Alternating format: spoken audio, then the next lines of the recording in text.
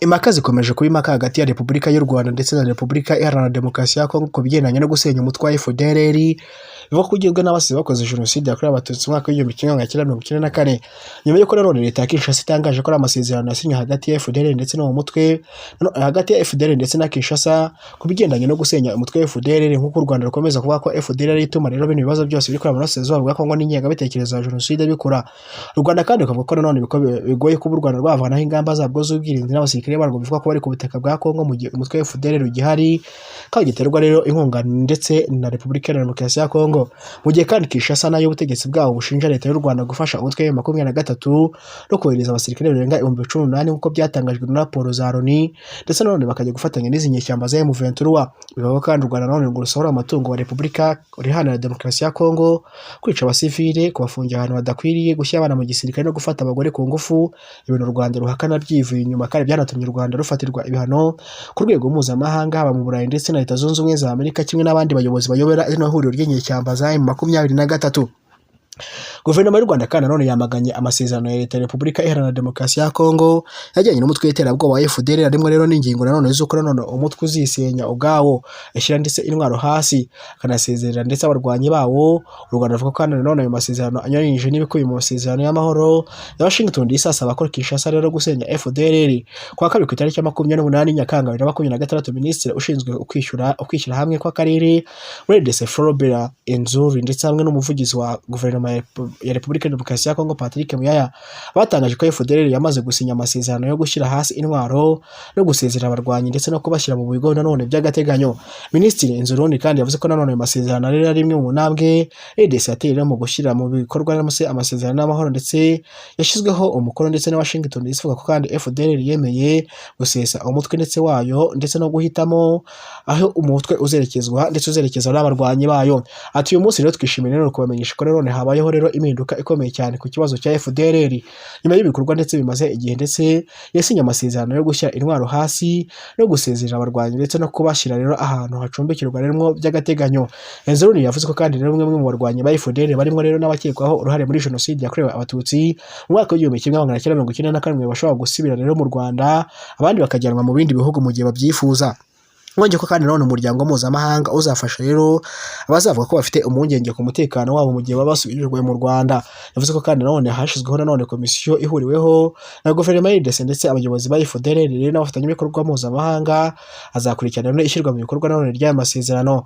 Umuvugizi wa guverinoma ya RDC akaba nanone na Minisitiri w'itangazamakuru Patrick Muyaya yavuze ko kandi ijambo gusenya nanone ikoreshwa rero n'amasezerano ya Washington DC ridakwiye rero gusobanura ko abarwanyi ba FDLR bagomba kwicwa. Wa gatatu ku itariki ya 29 Nyakanga 2026, Minisitiri w'Ububanyi n'Amahanga n'Ubutwererane Ambo Olivier Nduhungirehe ndetse yavuze ko kandi nanone ayo masezerano hagati ya RDC ndetse na FDLR nta sano afitanye n'amasezerano y'amahoro ya Washington DC. Mu butumwa kandi nanone yanyujije ku rubuga rwa X yanditse ati isinywa ry'ibyiswe rero amasezerano hagati